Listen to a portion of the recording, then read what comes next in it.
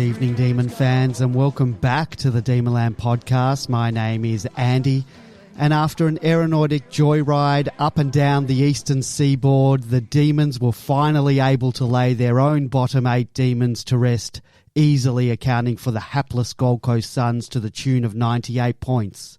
Tonight, George and I will be joined by a very special guest making his return to the Demonland podcast, Melbourne Football Club CEO Gary Pert, to discuss how the club is travelling both on and off the field in another year affected by the COVID-19 pandemic.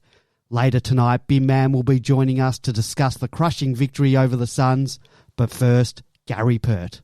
Our guest tonight played 233 games for Fitzroy and Collingwood from 1982 to 1995. He won the best and fairest for Fitzroy in 1989. He represented Victorian State of Origin on 6 occasions, the first at the age of 18. He was an All-Australian in 1985 and was a member of the Fitzroy Lions Team of the Century. He was the CEO of the Collingwood Football Club for 10 years, and he is in his third year as CEO of the Melbourne Football Club, where he's presided over the setting of a club record memberships in a COVID-affected world. Welcome back to the Demonland podcast, Gary Pert. Hey, Andrew, George. Good to be here, mate. Gary, the last time we spoke, the club was about to embark on the 2021 season. We had just broken the 40,000 membership mark, and you were predicting that would reach the 50,000 with a lot depending on the performance on the field. Fast forward 20 rounds later, and the team has certainly held up their end of the bargain. However, COVID has not, keeping fans away from the footy.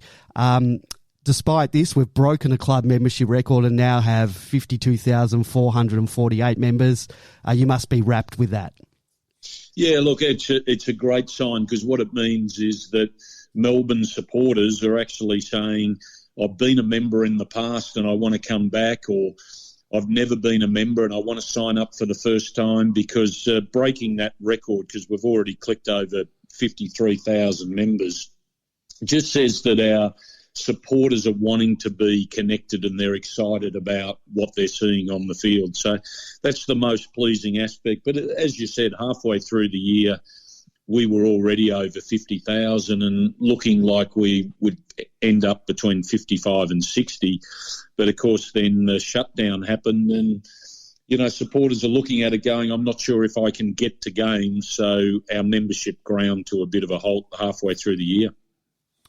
Also, the last time we spoke, I asked you about that 75,000 target that you boldly laid out a couple of years ago. You're very quick and sure to answer that we will hit that target providing we play consistent, good brand of football and, of course, finals. Are you still gunning for that figure in the next coming years, despite all the turmoil that has hit the competition in the face of COVID? Yeah, I've got no doubt we'll get there. Like a year like this where we've been on top of the ladder for a big part of the year, without COVID this year, I've no doubt we would have got to 60,000, and then 2 or 3 years of really solid, consistent playing a great brand of football, making finals, getting into grand finals. If we can deliver that, I've no doubt that we'll get to 75 and past that. But it really is about not having a good year here and there. It really is about having an era of consistent performance that excites the supporters, and they want to be sitting there at the MCG cheering the boys on and love going to finals and seeing us play well in finals. That's what will get that number. COVID has impacted the 2021 season in a different manner to the 2020 season. Whilst matches for the large part have proceeded as planned, we've not been able to have crowds for a good chunk of the year. In addition, we weren't able to play our lucrative sold home game in Alice Springs and the Queen Birthday game at the G. How is this going to impact us financially come the end of the season?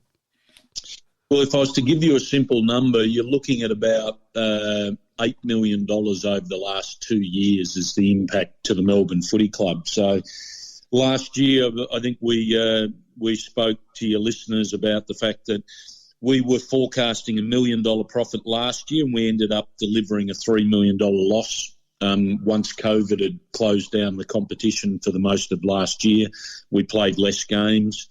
And this year, again, halfway through the year, we had big crowds coming in, record membership growth, and we were forecasting a $4 million profit for the year, and pretty well from that midpoint, we've had no crowds, memberships ground to a halt, and that $4 million forecast profit will be doing well to break even. So in really simple numbers, it's already had an $8 million impact on the club. And, that's tough for any sporting organisation. We don't operate off big profit, so that's a huge impact to our club. Gary, since we're talking about COVID, like everybody is, despite all the uncertainty about it, the club has still been able to retain our major sponsors, but also add some minor sponsors in the form of Coin Jar and Beyond Bank. How difficult has it been obtaining and retaining that corporate sponsorship in this environment, and what's the outlooks for the next 12 months in this regard? Well, it's a good question because I think every sponsor is doing it tough in their own industry as well. So the last 2 years is the perfect time for them to go, this is too hard and we'll save our sponsorship money. But retaining our sponsors has actually been very easy in terms of we have great relationships. We work very closely with them to deliver their marketing outcomes. They've all been really loyal and very proactive in outlining their support for the club. They're excited about what the next 4 or 5 years looks like, and they want to be part of it. So they've been amazing. A lot of them have signed up longer. A lot of them are paying more money, ironically, in their future deals, and they've just been so loyal and amazing. Because without that base number sitting behind the club, when you have years where you've had no crowds and membership is being capped as a result of that, it makes it really difficult for clubs to survive. So the sponsors as a base financial level that sits behind the club allows you to have that sort of resilience during these tough times. The club was pleased to announce a redevelopment to our training base at Gosh's Paddock, which included the oval being resurfaced and enlarged to MCG-sized length, Marvel's stadium-sized width. Can you just explain to our audience what the benefits of training on an AFL-sized ground is? Just like we've had out at Casey this year, I reckon that's had a massive impact on our performances this year. Can you just take our audience through that? Yeah, so you're 100% right. It's as everyone knows, we had to move out to Casey because we couldn't share our current training facilities at Amy with the Rebels and Storm because of COVID restrictions. But one of the upsides there is that we've done the pre-season and we've trained this year on an MCG-sized ground. And it's a very high-quality ground, and it has made a very big difference because, as you mentioned, it's been 25 years since the Melbourne Football Club has had an elite training ground to do their pre-season and training on in preparation for games. So when Melbourne was pushed out of the MCG, where they used to train 3 days a week, and they went down to the Junction Oval, that was largely a cricket oval. So for a really important part of the year, especially during pre-season, the cricket pitch was fenced off and training had to be done, training around that central pitch area, which is not how the game's played. And that was like that for 15 years. And since we've moved to Gosh's Paddock for the last 10 years, I describe that ground as a really good junior football ground. It's 20% less size and space than the MCG. So the concept of training on a ground that's 20% less, which affects then your goal kicking, your kick-in drills, your full ground strategy plays that we train all pre-season and do at training, and then we go out on the MCG and it's a completely different dimension. So that's been really my main focus straight away since I've been in the role, to get that fixed up, because you can't feel like you're having a professional preparation for a game playing at the MCG, and we do play some games at Marvel, and you're training on a ground that doesn't allow that to be happening at a professional standard. So it was probably for a lot of clubs that have already got their facilities established, that wouldn't have been, that big an announcement wouldn't have been that exciting. But for the Melbourne Footy Club, it'll be the first time in 25 years we end up with basically an MCG-sized ground, and we can do all our pre-season there and in-season, and that's both for the AFL and the AFLW team. So it was very significant, and those that tuned in to the press conference, Gillon McLachlan on behalf of the AFL and Minister Martin Pakula both talked about getting the ground in place was an important stepping stone to establishing a new high-performance club base within what we believe is the best elite sport inner city training precinct in the world. Like when you look at that space that we want to remain part of, it operates at an international standard, and that's good for our club for the next 50, 60, 70 years. George was going to ask you another question. He'll ask you that in a minute, but while you're talking about the actual holy grail of having a true home base, so you sort of alluded to that. How far off do you reckon we are on that front? And can you give us any updates there? As we've talked about before, I'm part of a working party with the AFL and the state government, and have been for the last couple of years on getting the ground sorted out and then identifying a location and establishing a base in conjunction with the state government, because it's all their land, let's face it. And so it moves as quickly as the government moves, which can be frustrating for an AFL club that wants to move quickly on behalf of its supporters. But it's certainly in the best place that it's ever been. But again, the way these things operate is it won't be at my discretion to talk about anything until it's actually set up and ready to go and funded and approved by all the stakeholders involved at all levels of the government and the precinct, and that involves all the other sporting stakeholders in that area. So it can be frustrating, but what I can say is it's progressing to a point that it's in the best place it's ever been, and we just keep on moving it along. Gary, you just spoke about the quality of the service, particularly at Casey. And in the past, we've been told about one of the problems at Gosh's paddock was that we didn't actually control the maintenance of the oval, which lay with the Melbourne Olympic Park Trust. And an example of it we were told was, for example, the amount of water was watering that was occurring on the oval, particularly in summer. Will we have input and controls into the future? Well, when you look at the ground and you just stand on the edges, and it all just looks like a green oval and it looks fantastic. But the reality is MOPT does a very good job of maintaining those ovals. But ovals, the surface has a lifespan. And what actually happens is it gets compacted down and the quality of the grass deteriorates over time. So no matter what sort of maintenance you're doing, the oval at Casey, which is a newer surface, is always going to be spongier and softer and better quality for the players. So they don't get sore feet.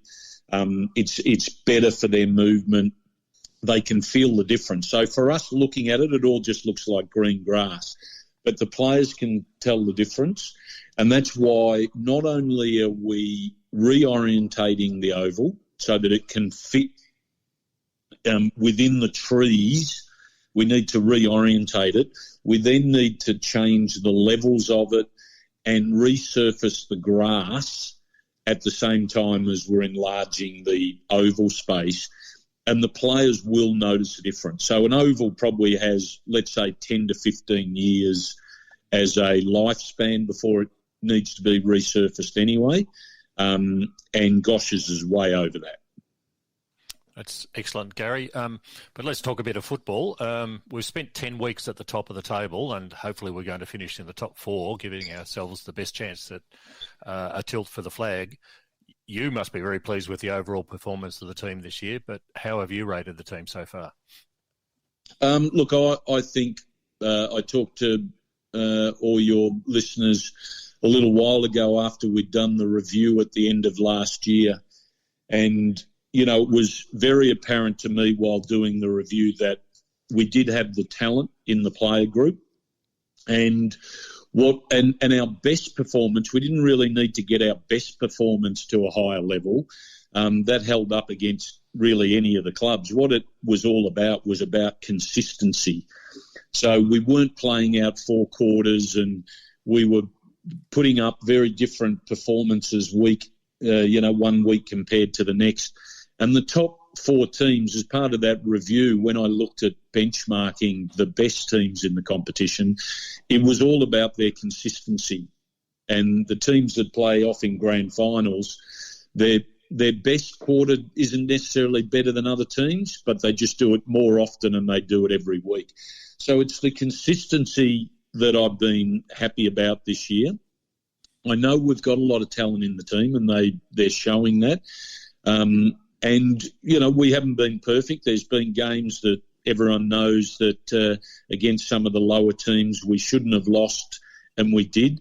But it is very hard for any team, as we've seen this year, to be at their best every single week. And we just need to keep on working at that. And I still think we've got a lot of improvement as we come into the finals about getting our lineup right, about getting our movement of the ball into the forward line. And a lot of how we go in the finals and during that period is going to come down to how well we convert our goal kicking once we get it inside 50 as well. So these are all things we're still working on, but I've been very happy with the coaching combination. I think Alan Richardson's doing a great job overseeing the performance of the AFL team. And I think the player leadership group has stepped up this year. And I don't mean only Gorney and Jack Viney. I mean there'd be 10 players now that are really making a difference on and off the field, that are our team leaders and want to play in finals, and they want to play in grand finals and win a premiership. And they're doing far more than just worrying about their own performance now. So they're all pleasing signs. In our conversation prior to round 1, you said that a pass mark for 2021 was playing the type of footy to compete and win finals. We're obviously going to be playing finals, so we're part of the way there. And I'm not trying to ask you to move the goalpost, but has the goal changed, given that we're probably sitting in a much better position than any of us anticipated when we were chatting in March? That's right. And look, we could be sitting here on the same wins and losses, but 3 of our losses might be against the 3 top teams that we know that if we meet them in the finals, we can't beat them. And, that'd be something that'd be a problem because we obviously don't have things right. But as we sit here now, we know that any team that we're going to play in the finals, we can beat, and we've shown it. And we've shown that we've got the talent and a style of play that at our best, we can beat all those top teams. So I think based on where we were at the start of the year, to be making the finals, to be playing a style of game that can hold up in finals and beat the top teams, I think we're, in a really good spot from where we started the year. Gary, importantly, we were able to lock in a few of our stars on long-term contracts this year, namely Petrarca, Gawn, Lever, Salem and Oliver. How important is that for the club, particularly in terms of placating the members, but also showing potential suitors that we're a club that players want to play for?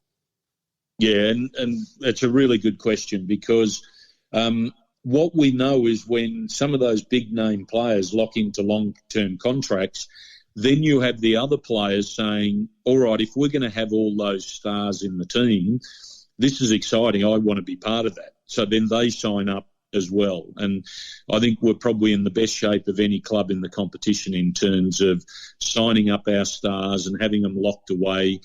You don't want to have, like we've seen at other clubs, you're doing well, you're sitting near the top of the ladder, but there's talk about 2 or 3 of your best players may or may not be there the next year.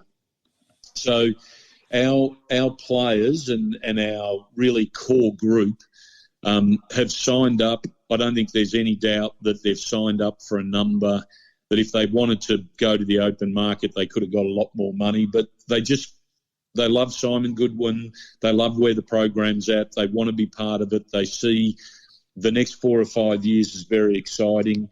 And one of the other parts of the question was about players wanting to come to the Melbourne Footy Club. And I can tell you now, we're in conversations with managers on behalf of players, and it really is something where they're looking at the Melbourne Footy Club and they're going, you know what, if I've got 2 or 3 years left to play, or if I want to build a future, that's a club I want to be part of. And we're having very different conversations with those managers and players to what we might have had in the past. And that's exciting in itself. So it's that list management can really make or break a club, and we're in very, very good shape. Gary, there's a vacancy in the Collingwood coaching job, potentially one at Carlton and perhaps at the Gold Coast too. Is there any worries about losing one or more of our fantastic assistants in Adam Uze and Mark Williams? Obviously, the club isn't going to block a potential promotion, but are there or were there concerns that one of them could have been poached mid or even post-season? And do we have plans for that scenario should it occur? Yeah, well, nothing will happen during the season. Those guys are contracted for the end of this season, and in some cases beyond. Like you said, you're not going to block one of those guys from getting a senior coaching role. But look, we need to look at it and go, we need to build a program in the same way as you build a playing list that doesn't rely just on one person.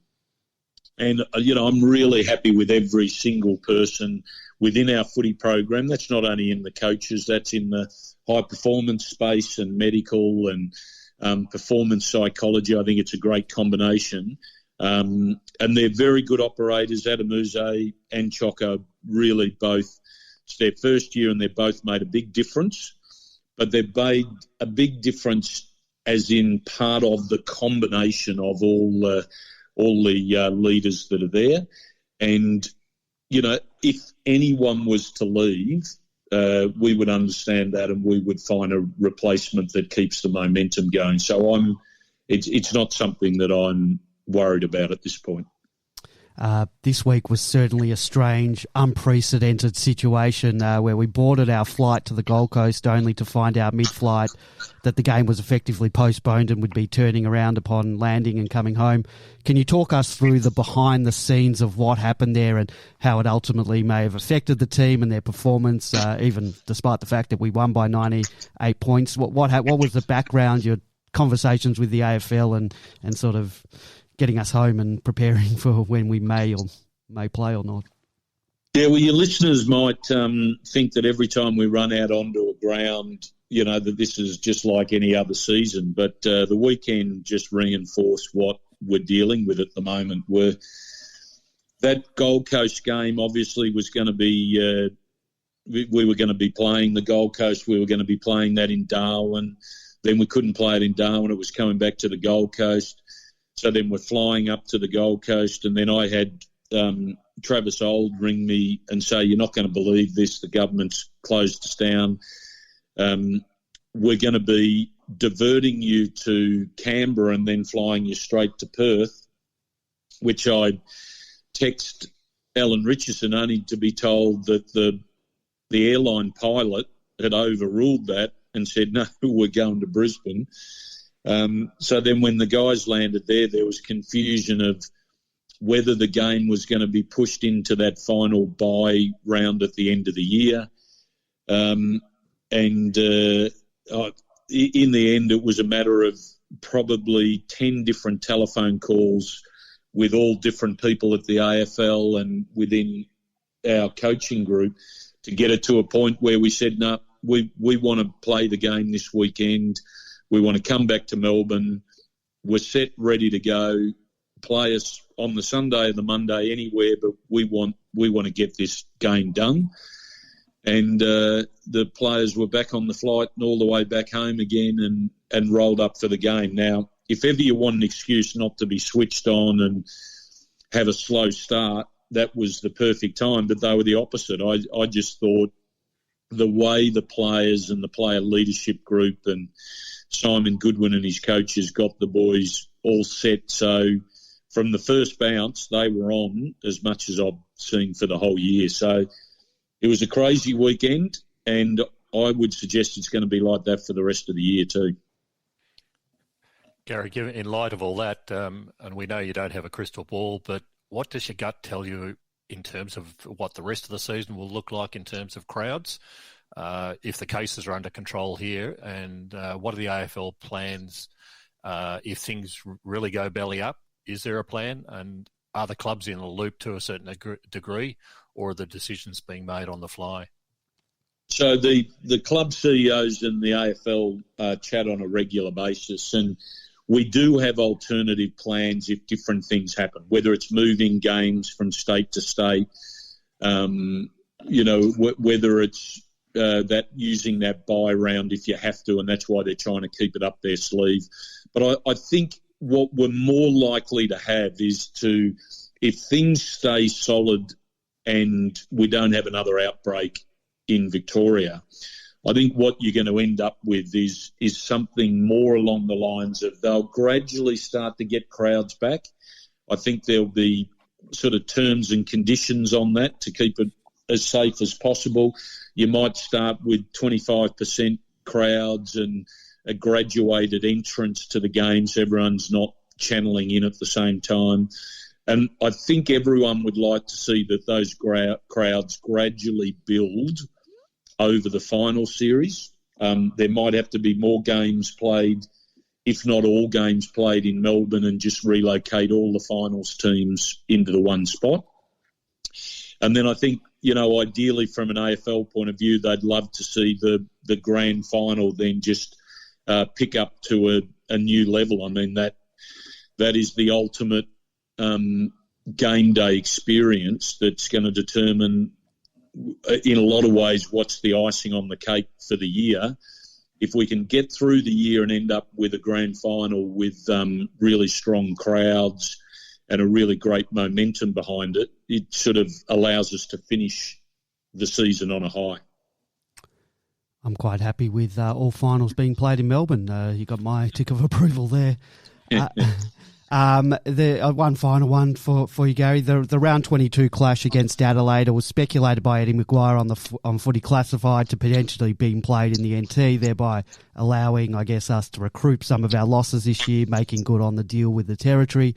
I believe the club stated that the game will proceed in Melbourne, and granted, COVID has made travelling to the NT difficulty.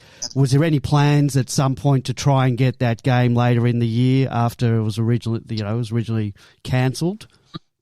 Look, I think different people in the media and different people might throw up these options. They all make sense, like maybe we could move that game here.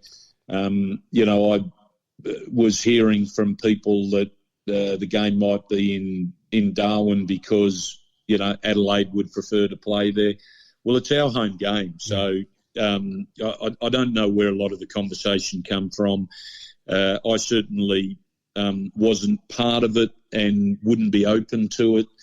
As we come into the finals, another game at the MCG against a team, we need to win ideally every game and build momentum coming into the finals, and I certainly won't be moving the team up to Darwin and throwing them on another plane, a big long flight, and playing in the heat up there as we come into the finals. This is all about us being at our best into the final series, so it's not even a conversation I've engaged in.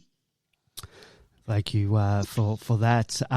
Gary, we really appreciate your time chatting with us on the podcast. I think you're doing a fantastic job. Club's had a fantastic season. Supporters are loving it. And, thank you for your time.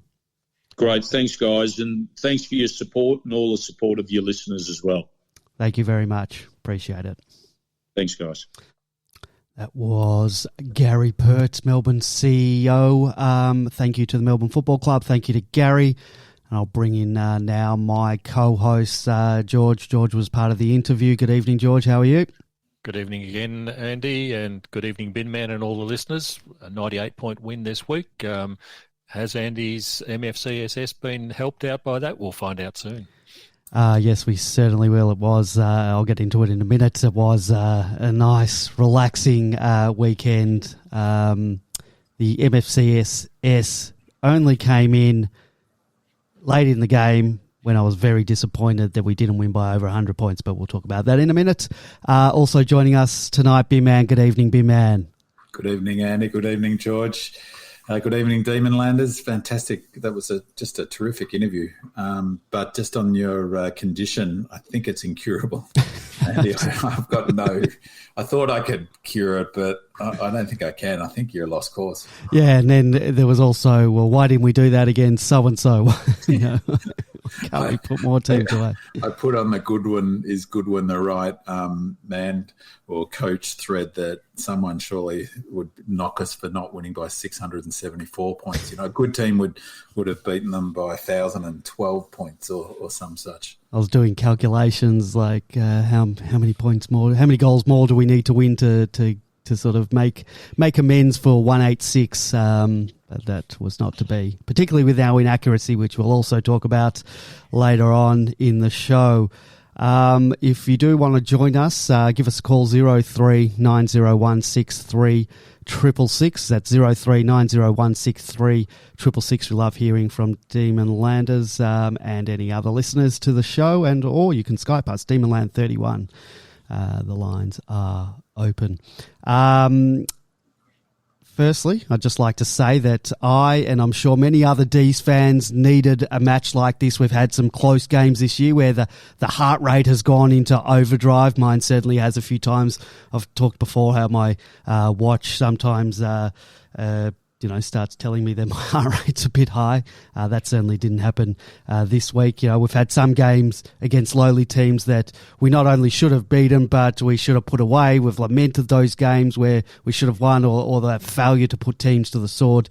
And even though our percentage is no longer a factor, it was nice to be able to just sit back, watch and enjoy, despite some of the frustrations that we'll talk about later. It was really nice to watch a game, particularly from a halfway through the second quarter, safe in the knowledge that we weren't going to F it up. Although with the Ds, you really never know. And having said that, I'm not sure how much you can take away from such a performance against opposition like the Suns, particularly late in the year when traditionally they have a habit of falling away and becoming as uncompetitive as we saw on Sunday. The commentators kept making a big deal of the fact that it was akin to a training run for the Demons, and I think Gary Lyon labelled it as easier than a training run. Sure, it's great to have a big win and get a confidence booster, but given the lacklustre opposition, is it a false sense of security that we're back on track? George, what are your feelings about that? It certainly was a lacklustre performance from the Suns. It wasn't just a 98-point loss. Melbourne kicked 14 goals in a row before they managed to get one back in junk time. And this was on top of 11 against Brisbane in the previous week in a similar sort of scenario, despite the fact that they actually led it in the first quarter by 27 points, I think it was. What really struck me in that game was I was wondering what Stephen May would be thinking, having been at the Suns previously, watching what was going on in front of him.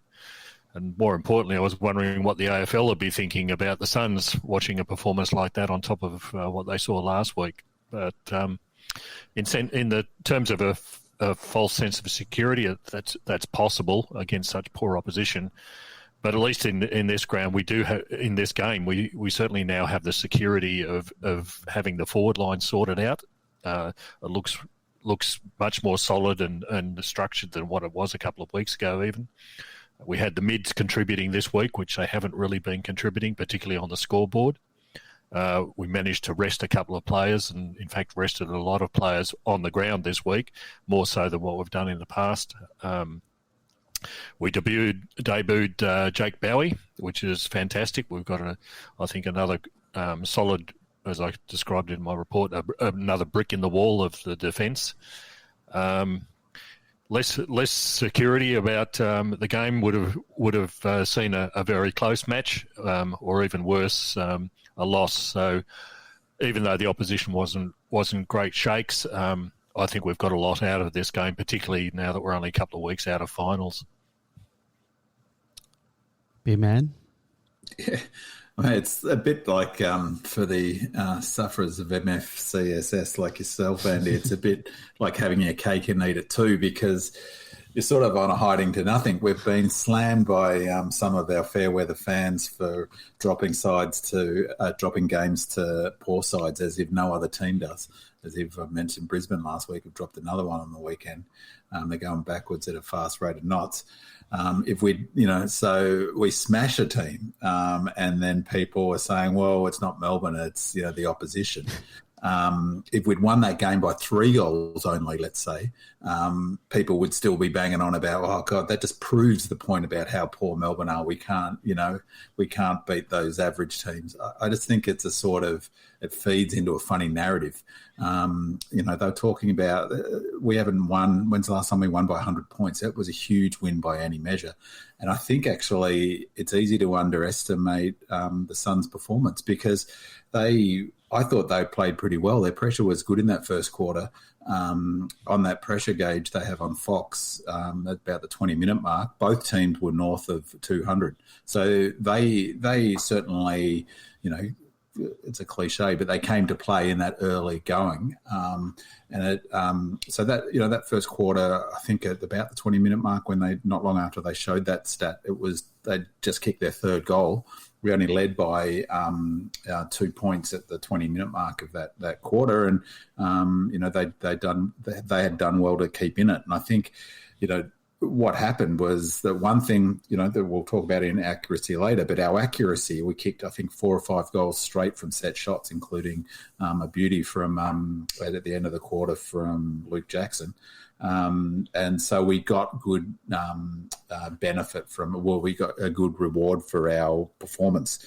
And I think that what happens to a team when you get on top of that, midway through the second quarter, the game was over, and then they folded up their cards, their chairs, and went home. But it was really, it wasn't like they were terrible from the beginning. If we'd missed a few of those shots early, maybe, we always were going to smash them. I mean, I said that last week, that we were going to roll over the top of them. They're coming to the end of the long season. We're looking forward to top 4 and finals. So this always happens in seasons, that when the two teams are going in different directions like that. But if we'd missed a few of those shots, they'd gone in at quarter time, as so often happened this season, maybe 4 or 5 points up, a goal up, they might have stuck with us like they did against the Brisbane. I think they were 40-odd points up when they had half-time. Am I right, George, in that Brisbane game? I think it was 27. Yeah. But then they got 11 goals in a row. Yeah. Yeah. So they could have easily sort of stuck it out. So I think that, I guess my point is that it's, I don't think it's fair, really, to be honest, is to say that, somehow or other their performance took away from us. For me, like I talked about last week, I'm amazed there's not been more discussion about it. People talk about the forward line. Our scoring was back, not because of the forward line. We're having just as many marks inside 50 as we have. That hasn't changed. Was exactly like I was talking about last week. We were running in waves. We had 2, 3, 4 players at the contest who could feed it out left, right. We had multiple players running past after a mark. Our play-on rate was up higher. We were flooding it forward. And, of course, we'll talk about it in a minute. We had 29 tackles inside 50, which meant that we could get the game completely on our terms, trap it in our forward half. And that's why we can score. That's why we scored heavily in this game. So, for me, all the signs were super positive. And I think it's sort of, it's an unfair sort of knock on their performance. We took it away from them. They've been travelling, to the end of the long season, but a couple of weeks ago they pushed, was it 2-3 weeks ago, Dogs to 11 points. So, you can't wrap them up 3 weeks back and then just say, well, we played, they were so woeful that, you take away from our performance. So I thought there were so many good signs in the match. It was great to have a new player in. Bowie, is it Bowie or Bowie? What's his preferred pronunciation? But I think he had 100% kicking efficiency, and that's absolute manner. Let's talk about the preparation. We spoke with Gary Pert about that. We got a bit of more insight into what actually happened. How much of an impact do you think the unusual preparation that we had, flying all the way to Queensland only to be turned around, flying all the way back to Melbourne, including that 2 hours spent on the tarmac in Brisbane, how much do you think that had on our performance, I guess, both mentally and physically? B-Man, you want to... Yeah, and just a brief, again, I'm going to touch on a few points from the interview, but it was just a terrific interview, and it was really interesting to hear his comments about that. For me, there's been a theme this season. Goodwin's talked about it a lot. I've heard Petrarca mention this same thing a number of times, but a level of maturity in this team. They're getting a core of senior players up around the 150 game mark, and 26, 27-year-olds, and and of course the younger players too. But I thought it was a really mature sort of preparation. It was really interesting for Pert to say that, Gary Pert to say that we were as switched on or ready to go as he'd seen all season, and presumably he's at each game, in the rooms, or and he's got a good sense of that. So I thought that was really interesting. I was thinking it was really advantage us. It was much more difficult, I would have thought, for I was about to say the Bears, for the Suns. Because, whilst of course it's not ideal to be on a plane for that long, it's not like, that's not great. But they got to go home, go sleep in their own bed, even though the game started at, 12:10. It's in Melbourne. They played hundreds of games at home, so their game day preparation would have been pretty similar. Wake up, do all the routines. So all of their routines would have been fine. So I think it actually worked super in our favour. And I think if you think for the Suns though, they had to get out of Dodge by 4 o'clock. Crazy decision by I would have thought by the Queensland government. Had to charter a plane, go home, pack, get it all, come down, probably not know where they're going to stay, stay in some sort of hotel, not knowing whether they're going to go back to Queensland, and I presume they're not. I'm not sure actually. I think they're staying here to play Carlton this week at least.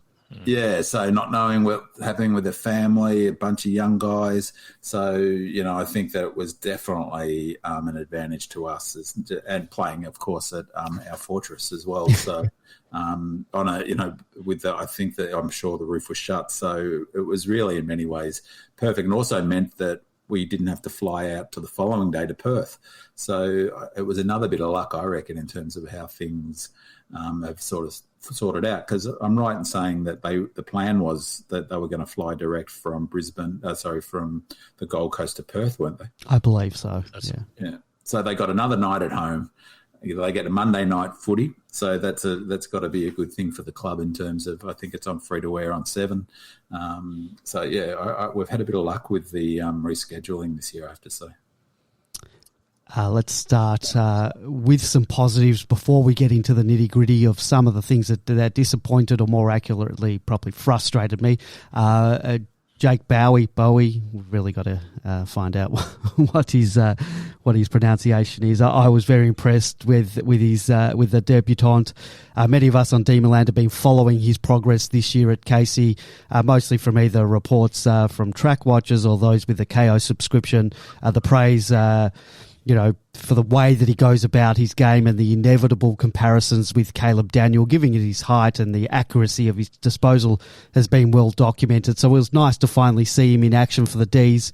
He impressively had 13 disposals at, I think he had 93 disposal efficiency from the 81% game time. From the get-go, he looked at home. He almost took it a glorious hanger, which would have been just an icing on the cake a very solid debut. George, how do you find his match? Yeah, have to agree with all of that. It's really a tribute, I suppose, to the development side of the players that Pert was talking about before. It's all this background work that gives the players the opportunity to develop their skills at Casey and within the club. And then when they finally make their appearance, they slot into the club's way of playing. But I think what really strikes you about Bowie, Sparrow, Swallow, to keep Bin Man happy, what will keep Ben Man happy is his accuracy of kicking. He's just he delivers beautifully, but more importantly, he's got football IQ. He looks exactly where he's going to kick. He looks around for options. He's one of those players who has the appearance of having time. He didn't hesitate. He didn't hesitate at all, even with a couple of the handballs early. He just was very sure of himself. Yeah, that's exactly right. That's the high football IQ sort of player. More importantly, I think he's cementing a position in that line, in that half-back line, along with Salem and Rivers, of excellent kicks, which we've really been needing. 2 years ago, there was only Salem in that role who could kick properly. Here comes another one. I think even at this stage, he's going to provide a better option for us than, for example, Hunt and Hibbert in these areas, certainly in terms of delivery up the field. So I think he's going to be a great asset to the side when you're going to need, let's say, a smaller player to look out for a small forward. Bowie will be the man, but I think even in this game, he's shown that he can hold his place quite well in the side, even competing against stronger players. So, yeah, another fabulous addition to the side. Much to look forward to. Yeah, and it's a fantastic kick, and I think it's. We talked earlier in the season about Taylor's recruiting, and he's really gone after those, high IQ footballers. That's a perfect way of describing it. And that's interesting what you say about that time. And I wonder whether it's sort of the ability to know before you get the ball who's around you, and then be able to deliver. But I think part of that, and so, it looks like they've got that extra bit of time. Part of that, though, is the system that you mentioned, George, is that they're playing such a similar system at Casey. They're training it, obviously, in training. So when they do, say, go to their left, they know who's going to be in the corridor, or they know that there will be someone there, or to the right, or, that's where that structure and system is so important. And he slotted in really, really well, I thought. And not only is he a really technically good kick, he's a good decision maker. And I love, a bit like Daniels, he takes kicks sort of within his capability, if that makes sense. He's got good capability, but he doesn't try for too much, and I think that's part of the best kicks don't try to do too much. D old fart in the chat room has tried to explain the pronunciation, but what he said could be said either way depending on how you pronounce bow or bow. It's bow as in across the bow, but I think you can pronounce that the other way as well, depending on where you come from in the world. So I think it's Bowie, and he said I've heard him confirm this, but until we actually hear what someone actually pronounce it rather than in text form. Well, I might call him David then. There was just on the Sparrow Swallow. You did see at one stage they were on each other and were involved in a Sparrow-Swallow part of the game. Yes, I was worried about some bird flu there. Yeah. Big man, you will be happy with the pressure. The pressure gauge made an appearance. I think that was the biggest takeaway from the game. That was the immense pressure that we put the Suns under, and I'm not sure what the result would have been had we not applied that sheer amount of tackling pressure that we did.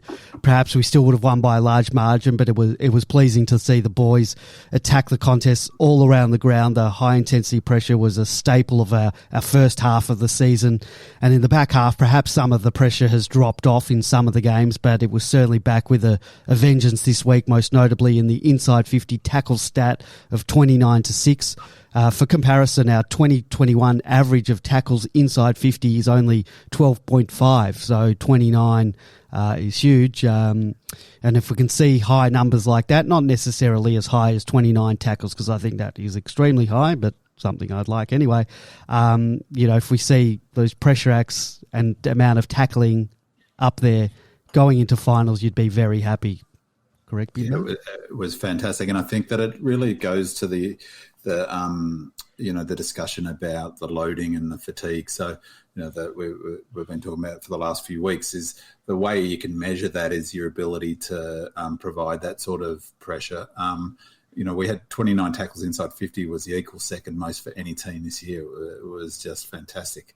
And we also had 25 marks from opposition kicks with Jakey Lever getting 6 of them. They're all to do with pressure. You put enough pressure on and I think it can become it's become this year a bit of a buzzword, pressure, and it gets thrown around all the time. And, I think though, what's interesting is that it's sort of other teams all got to bring their pressure to win. Everyone has to. It's like AFL footy. If you don't bring pressure, you're going to get beaten. If the opposition bring, their levels of pressure. But for us, it's fundamental to the way we structure and play our footy. So those 25 opposition marks, you could say, well, that's because we've got a good defensive system. Just simply doesn't happen without the pressure on the player kicking the ball inside their 50. So it is absolutely fundamental to our game. It was really interesting listening to Hardwick after the Dockers game, which was a low-scoring but terrific game to watch. And he was sort of in a reflective mood, and he was saying that the game's changed this season with all of the uncontested possessions, with that being a sort of becoming a dominant style of play. And you think the way Geelong play in that Geelong North Melbourne game was just a horror, all of that chipping back and forth. But it's a bit of a misnomer because the scores, as we talked about, dropped off in that mid-season. And now, if you've noted, right across the board, the scores are up, except in that game, but it was super windy over in Perth. But, they're up by 20 points on average across this round. And that's because all teams are coming out of that loading phase, particularly the good teams. And so the Richmond's model, the problem for them is that they've been down and they've not, they're running out of gas. They're not pushing up. So, the best teams, when they're pushing up and not allowing all of those uncontested possessions, which will, that's why I think I'm confident about beating Geelong in the finals, because their game is built around that, chipping it around, but will push up. And Gold Coast, for instance, they had, I think they're really high in the stats for possessions. Like I think they're second for number of uncontested possessions, and they look to do that a lot. We just took that completely away from them because we were pressing up on them so hard that they couldn't get those kicks. We were forcing the turnovers and getting, shots at goals. And I mean, I think that the thing about pressure is it sort of becomes, as I said, a bit of a buzzword, but but it's not really a stat. There's a bunch of measures that, together you can get a sense of it. So there's that pressure gauge with 7 elements. That's also individual players' pressure, but things like the pressure rating for an individual player, the tackles, the 1%ers, the spoils, smothers, knock-on, shepherds, but also the clubs would have their own sort of key performance indicators and measures, like how hard they chase, referred pressure, their blocks, bumps, defensive spread. So it's important for all clubs, that sort of pressure, but it's completely fundamental for us. And that was the thing that was most pleasing. And you could see, they mentioned it a number of times, if any team is exposed to that sort of play, they're going to struggle. And that's where that uncontested style of footy comes up against that level of defensive running and pressure. It can really break down. So, it feels like we're in a really good space that way, and we'll have the perfect example to test what I'm saying on the weekend, because Eagles, that's their whole system is built around maintaining possession across the back line and working their way up methodically up the field and getting a clear kick inside 50. So, to beat them at that on that big Optus Oval, which is huge, we need to be manic in that pressure on the ball carrier, spread, and just not allow them to chip it around and slowly push up and squeeze them into our forward line, which is exactly what we did against Geelong when they tried us on back in the early part of the season. The thing I really liked about the pressure in this game was the genuine pressure, not just the perceived pressure. And I think, was it at halftime, the commentators highlighted it in our forward line where we had, I think it was 5 or 6 successive tackles just to break the opposition's back. They were desperately trying to get it out, but it was just one after the other. And eventually they coughed it up. I can't remember what the result was in terms of kicking a goal or not. But it was a genuine pressure that was there, and the stats show it in the end with the 29-16 count in terms of 29-6 in terms of tackles inside the 50-metre arc. But I think the other thing was a bit of credit to the coaches as well. They would have watched that Brisbane game and saw what Brisbane did, and Brisbane dramatically changed their own game to bring that pressure on Gold Coast when they completely overran them. And the difference was that Brisbane took half a game to realise that's what you got to do. We started doing that right from the very start, and as both you and Andy have noted, the game was over in the second quarter because we'd already slammed them from one end of the ground to the other. The result was completely beyond doubt by that stage. But it was great to see that sort of pressure being brought to bear. And I totally agree with you. West Coast and Geelong will play a similar sort of style of slow possession games that just crisscross up the ground until they can move it into their forward line with their big forwards. But if you bring the pressure, they will fall apart. So when Gary Pert comes out and says, and the coaches come out and say, we've got to develop a game style which will win finals, that's what we're getting with this sort of style we're seeing at the moment. Yeah, and that's it. I was going to make exactly the same point. I made a note from the Gary Pert interview. That's exactly right, George. When they talk about that, that's forgetting the tactical stuff in their structure and their extra behind the ball. All of that thing is that sort of that model that they're talking about, built for finals, is the ability to provide all of those elements of pressure. And why I think it's an interesting thing, sort of, because it's not something, unlike clearances, you can point to that, and we've talked enough about the clearances. I got one for you, Andy, though, stat-wise. Bombers won the centre clearances 23-12, so 11, and still got beaten by 2 goals. Unlike that stat, as I said before, pressure's got so many different elements to it, to what it is, and the club probably have their own measures. And so sometimes you can't really see it. And if you look at the highlights when they put it up tomorrow, all the goals, the very first goal of the match, there's an example of what I mean. If we get it out of the centre right just before a Suns player is about to tackle, I forget who kicked it inside 50. It might have been Nibbler. Oliver just did enough. He didn't even touch the Suns player, just did enough to make the Suns player have to divert and not be able to run in a straight line and tackle our player. That enabled at the Melbourne player to kick under no pressure inside 50, and we scored our first goal. Oliver 2 years ago wouldn't have put that bit of pressure on it. Was just that it wasn't even a shepherd.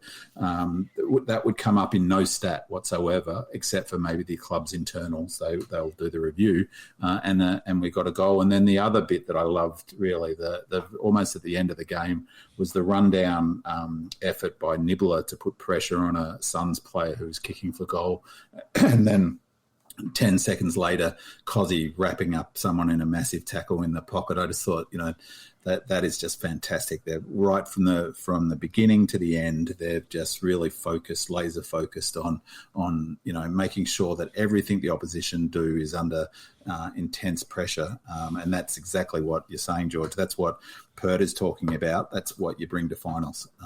And so, for me, that's why it was so positive a game. The 98 points is great, but that was the thing that I love to see. What a difference a week makes in football. Last week we were pretty much in agreement that perhaps Luke Jackson could do with a little bit of a rest as we head into the pointy end of the season. Perhaps given our witch's hat-like opponents, this was a bit of a rest game for him, but Luke Jackson certainly stepped up and gave these supporters another glimpse into the future. 17 disposals, 13 hit-outs and 4 goals straight. Was great for him and his confidence, particularly after some meagre disposal counts through the mid-part of the season. George, you would have been pleased with that. Yeah, we were completely and utterly wrong for all the listeners. Luke Jackson was not tired. He was just fooling us all, and he did a great job of fooling us all. He was completely revitalised in this game. I was surprised even at the early stages in the game, in the rucking. I noticed Gawn was taking long periods of time off the ground, particularly in the second quarter, and Jackson was just having a party in the middle. It seemed. To finish up with 4 goals, he got the rewards. He was back to his best with his second efforts, particularly in the rucking contest or even around the packs in the forward line. A couple of goals that he got, and then he topped it off with a couple of excellent shots from one certainly a long way out. You couldn't have wanted a better game from a 19 or 20-year-old at the moment. Great to see. He only played 77% game time, and Gawn only played 83%. Which was interesting again when we're talking about the tiredness of the players.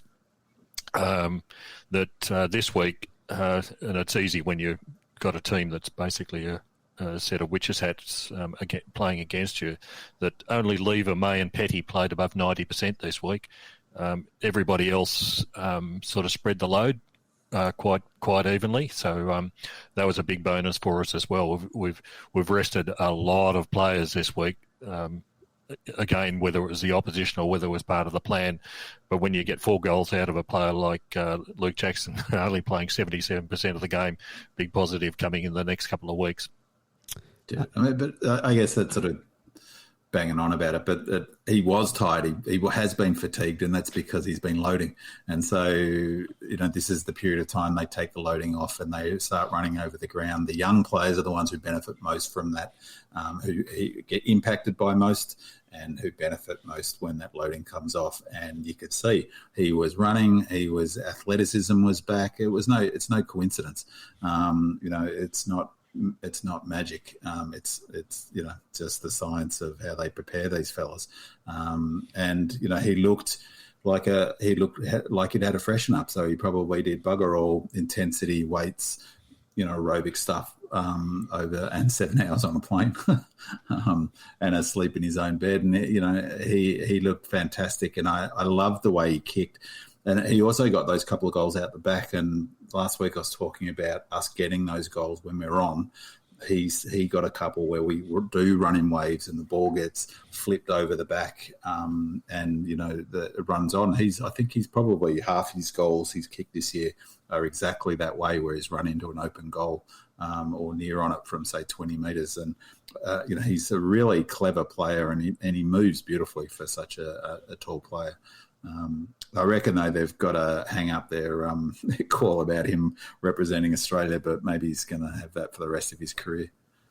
If basketball, if Scott Pendlebury's anything to go by, they will be talking about it forever. Ben Brown returned to his home turf at Docklands, and didn't he relish the dry, perfect conditions afforded by the closed roof? 6 marks, 12 disposals, 4 goals, 1. This is the Ben Brown we want to see more of, and that's not knocking his previous outings for the Deezers. I've been impressed with him, but it's nice to see him kick a bag, and I hope he gets some extra confidence from that, taking him into finals. Big man. Yeah, fantastic, wasn't it? Sort of 3 thoughts I had about his game. One, he said afterwards, he was interviewed on the ground or on Fox, and he said he did a 12-week block of training to get up to get ready, and he looks like it. And I think that the thing that club would be most thrilled with was his goal that he kicked when he picked it up off the ground, basically. It was a magnificent when he rove the pack. Yep. You know, there's no way when he first came into the side that he was picking that ball up. That was fantastic. And then he did a goal that we got where their pressure was just appalling, really.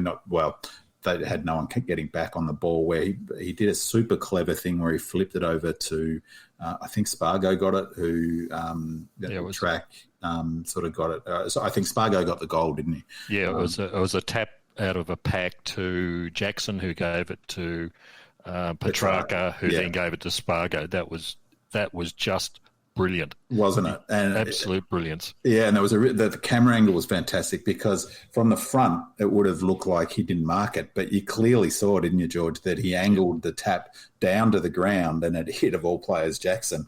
I mean, we shouldn't have got a goal from it because Petrarca fumbled. But it was just such a clever bit of football, I thought. And presumably that's something that the forwards have been training to do, I expect.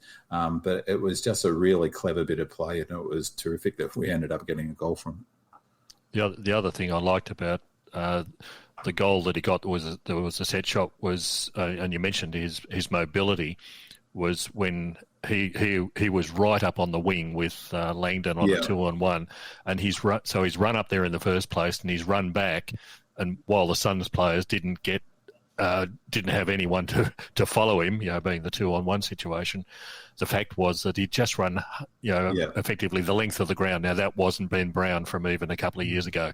He really would have moved out of the forward 50, but this is showing the effects of a proper sort of preparation when he's come back from his injury. So he's very mobile. He wasn't on the wing. He was in defence. Yeah. He's always done he's always done a fair bit of running, but you're 100% right, George, in the sense that his mobility is different, because he's always done clicks and got up the ground, but it's his ability to get back quick on that. That's the goal where he got an easy pass, I think, from track, wasn't it? Yeah, that's right. Yeah, that was super. It was his ability to get back at pace was what's different. There's even from when he played that first game for the D's against North, there's no way he's getting back on that ball. So I thought he was really impressive, and I think the other thing is that he's now playing almost exactly the same sort of role. He's playing obviously from the square, but it's like now you've got two Tom McDonalds, because he's playing that role where he's pushing up, and and for the first time, really, he took a fantastic pack mark down on the half-back flank where he just outstretched everyone and grabbed it. And it was, one of those sort of clearing things that Tom McDonald does, where he gets really high up the ground, and his ability to get back. Two players with that sort of athleticism and that sort of height, when you've got Jackson and Gawn also providing that marking option, is such a cornerstone to the way we want to play footy, because you clear it with a 40, 50-metre kick. It's what West Coast have been really good at, actually, is their sort of contested marks on the wing and half-back flanks with their talls. Not that their talls get up as high as ours, but that it's a really important part of the game, because if they don't mark it, you've got the players underneath them. And when we are, like I was saying, running in waves, you've got your 2-3 players who, if we don't mark it, they're off. They're getting that ball and moving it forward. I think he's going to be a huge factor in what we do come finals. And, of course, the other thing too was great to see his kicking. There was a goal he got on the lead that Nibbler hit him up. I'm not sure if you saw the footage on one of the television shows. I think it was First Crack. Is it Loquacious? Loquacious. It was a shocking bit of defence. He completely lost him. I don't know what he was doing on him. But Brown's not going to get an easier mark than that one.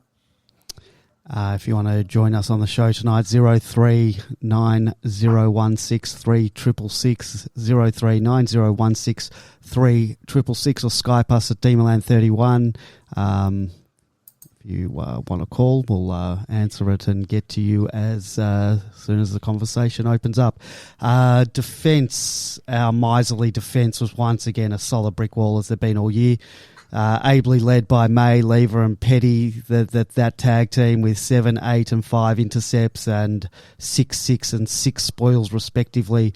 They were capably backed up by our rebounders in Salem, Hunt and Rivers, and now the aforementioned Bowie. Can't fault our defence whatsoever, George, can you? Yeah, you'd be forgiven for thinking the defence actually had nothing to do given the final scoreline, but boy, this was, it's not, once we spoke about this last week, it's not just the 6 defenders that are on the field, it's across the whole ground. And this is all about the system that we've got in place that enables the defence to be a springboard for further attack, but also the last line repelling the opposition's attacks down. The system just works so beautifully, and then to have Bowie come in and just slot in so nicely, it was sheer brilliance to watch. King, who's been scoring quite prolifically in previous game, got a grand total of 0 kicks for the game. And he looked out of sorts. Geez, he looked not a pick number 1, or was he pick 1? Yeah, whatever he was. Yeah, he's a supremely talented kid, and he was absolutely taken apart by May, and everybody around him just had no opportunities whatsoever. They was stingy. But it's also at the other end of the ground. We talked about the inside 50 tackles. That's what the defence is about. If the people are doing the work up the ground, then the defenders don't have to do very much other than survey the very likeable circumstances that are occurring up the ground. Really impressed with Petty again this week. Again, he's just slotted into that back line and slotted into the system so beautifully. And when Petty, Lever and May have got 20 intercepts between them, including 19 marks, nobody's going to get through that sort of defensive structure. So, yeah, just brilliant to watch. Lovely to see in action. And once again, this is all about a style of play that will win finals. You need a structured defensive system and a really solid defensive line to be able to push back against the top sides. We've got one of the best in the competition. We'll find out how good we are in the next couple of weeks. Yeah, and just to add to that, spot on, obviously, with the system, and particularly the importance of the all-team defence. Leaving that aspect aside, May is a gun, isn't he? And Lever he's become everything that the club wanted and fans wanted when we got him. He's such a leader back there. I love the way May goes about the game, and it's really interesting, Petty. I said earlier in the season that I didn't think we'd lose anything with Tomlinson, maybe even gain something, and I think it's come to pass to a degree because he plays differently to Tomlinson. He's not a lockdown defender, and he is much more an intercept marker than Tomlinson. So, in effect, now we've got 2 really good intercept marks, and Petty's getting more and more confident every week. He plays more man-on-man than Lever, but still zones off, and he's quite aggressive in his the marks he goes for. In the last couple of weeks, he's taken some really telling marks to cut it off at the halfback flank, and I reckon he's a really good kick as well. So he's probably Tomlinson's a good kick. So it's actually the way that 3 talls look. It's actually a bit different model to how they had with Tomlinson, who really was the lockdown player, like someone who would take a Hawkins, maybe, or one of their bigger players and just sit on him the whole match. So I think they've done really well to bring that extra type of player in, which it would have taken some time to get to get it all right. And it really hasn't felt like their system's been thrown out. So the other thing I like, George, was their just absolute how annoyed they were to give up that 4th goal, because they scored 3 goals in the first quarter. As I mentioned, it was like 21 points to 20 or something after 20 minutes of that game. They didn't score their 4th goal until deep into the last quarter, and they were ropeable. But Bowie threw his head back, and it was as a collective they hate giving up goals, which you got to love. It'll be interesting to see what happens next year when Tomlinson's back. It's a good problem to have in how you fit 4 players into 3. So That'll be a good problem to have next year. Also, in terms of King, you said he was a first-round pick, number one pick. He wasn't. That was the pick that we got from Fremantle for Jesse Hogan, which we in turn gave to Gold Coast for May, and then they used it to pick King. Well, I'd rather May, huh? He's awesome. I just love him. Let's talk the mids. There was a bit of the excellent, the good, the bad, and the ugly when dissecting the performance of our midfield. Oliver was simply outstanding with 35 possessions, 19 contested, 12 clearances, 9 score involvements. I nearly fell out of my chair when he slotted through that set shot. I had marked that down in my fake record as a point before he kicked it, and was I pleasantly surprised. George, is there more to say about this man? Oliver, what do we say about Oliver? Yeah, what a combination between him and Petrarca. But it was the whole mid structure. It's difficult to assess it given the level of the opposition. That really was Tuke Miller, and that was about it. Maybe Swallow. As well there, but there really wasn't a great deal of Raoul you have to mention as well. But the big difference I noticed between this week and what we've seen before was the contribution in the forward half. We had Jackson kick 4 goals. We had Max kick 2 goals, and I thought Max's one from the boundary was probably better than Oliver's. Petrarca kicked 1, and then Oliver kicked 1. That was a real contribution. We've spoken about this in the past. Where again in the game against Hawthorn, I think we only got 1 goal out of our mids. But yeah, they'd obviously moved further up the ground. They were providing far more input than what they had before. The tackles that they were providing in the forward half were much more than before. Oliver was, in terms of output, was just superb. And again, he is such a factor in that first quarter. He just sets the tone in the middle. We're going to be on for a good day if Oliver's doing what he was doing in this game in particular. I also noticed again that Gold Coast avoided the Langdon wing and kept it onto the other side. The trouble was that they ran into Brayshaw on the other side, who probably put in one of his best games for the season. He was magnificent. Even had a chance to kick a goal, but got a single instead. But we've got to be aware that teams already know about do not give the ball to Langdon under any circumstances because you'll pay. Well, what do we do about that to get him into the game? Because he's notably he's been very quiet since the concussion, and some of that has obviously been teams not using that wing or trying to avoid that wing. And his outputs and we'll probably get the same circumstances this week. With Gaff on one wing, which side are they going to play through? But like the game against the Bulldogs, they sacrificed Johannesson in order to stop Langdon. You can't do anything about that, though. It's the same as tagging any player, but who's a threat to the opposition, you do something to counter them. But like I said, Brayshaw was just fantastic this week with the efforts that he was putting in. So we didn't lose anything simply because of that. Petrarca was very good with a track-like performance, 32 possessions, 13 contested, 6 clearances, 15 score involvements. The goal, terrible miss as well. He's really got to clean up some of his disposal. He's either pinpoint or he's just way off. Some of his kicks just go, I don't know, just terrible at times. And he's taking a set shot, sometimes a 50-50 proposition, as I mentioned.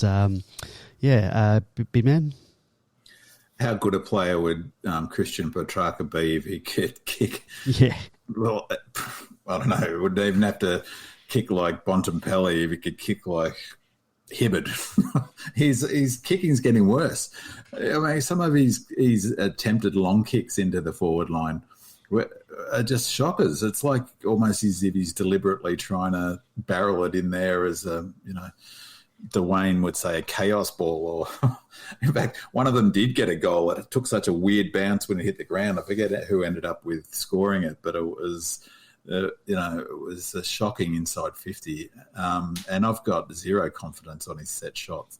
So, but he's brilliant, isn't he? So the difference, I think it's a fair comparison with Bontempelli. Bontempelli's just an awesome player, but the thing that Track's got above almost anyone in the AFL at the moment is he just cannot be brought to ground. No. He just, it's remarkable. In fact, Oliver's similar, but not in Track's sort of league, is how often he can get his handball off, even when he's being tackled.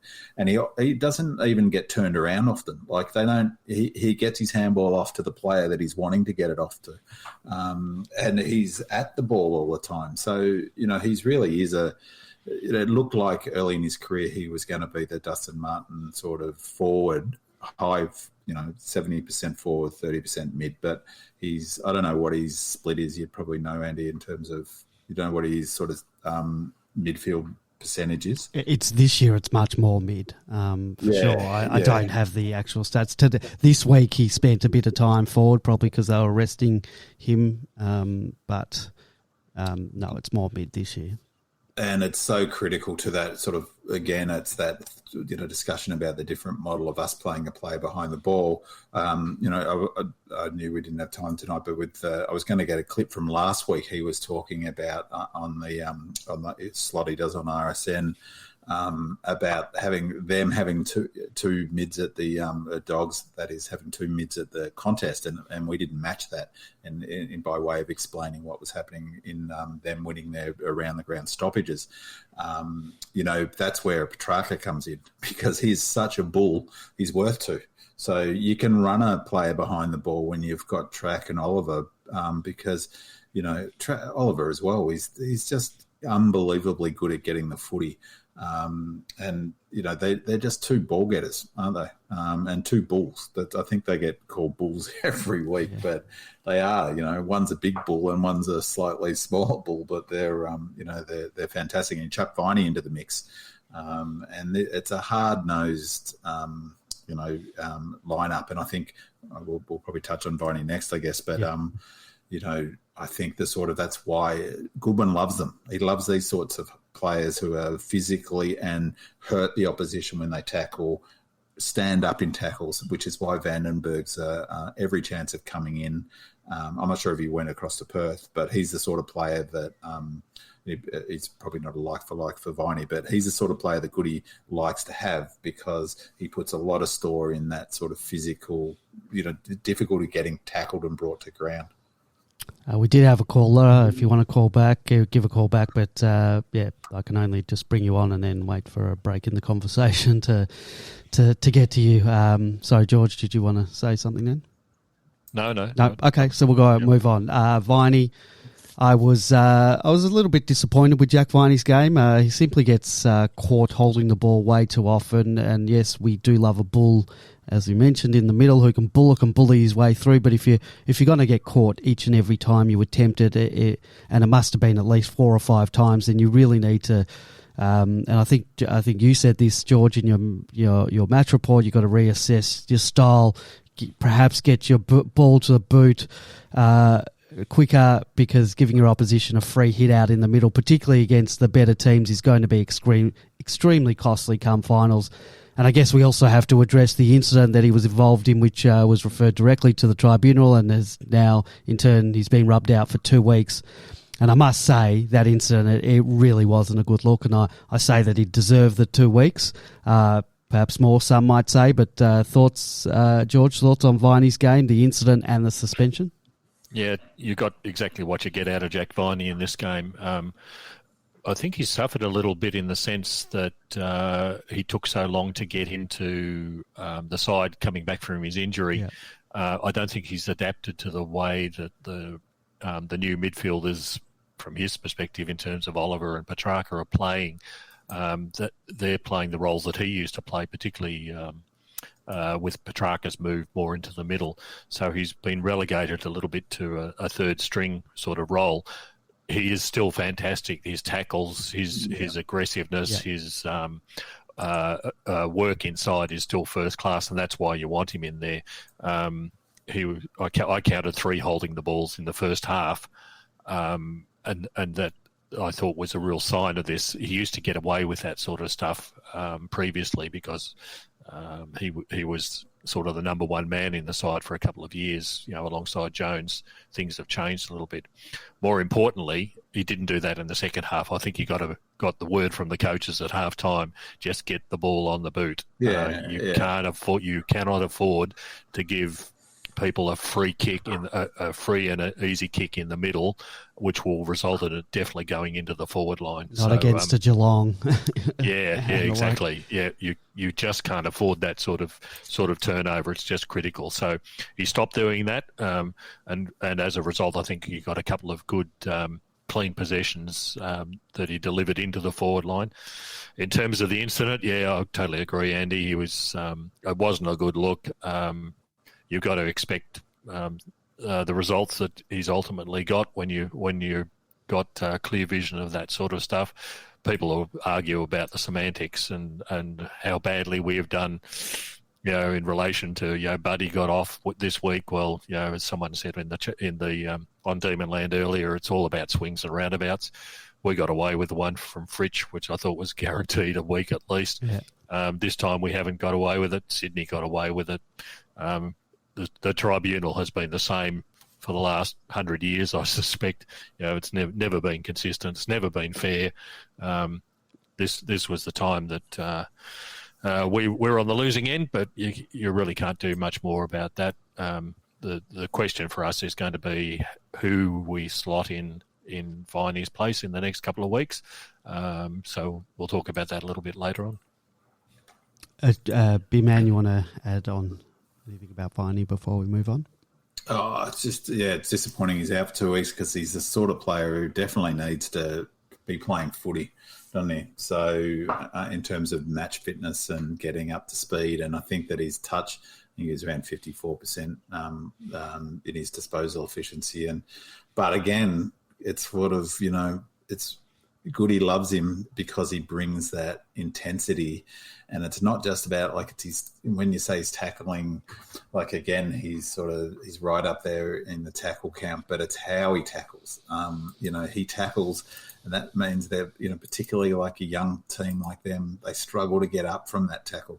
They struggle, if someone sits on Petrarca or Oliver or, and he gets a tackle in, they're taking 5-6 minutes to sort of recover from that hit. And I think, he had low tackles for him for 4, which is a pretty low count for him. But I think, he was second or third in contested ball. So when he gets those contested balls as well, it's like smashing through packs. It's sort of whoever tries to bring him down is in a spot of bother. So, he brings that real intensity. And just on tackles is Nibbler is big shout out. He's had a great 3-4 weeks ever since George asked him to be dropped. He must have been listening because he's been fantastic. And he topped the charts on tackle front with 9 tackles and including that rundown tackle at the end that I mentioned. He's been terrific. Harms, I was...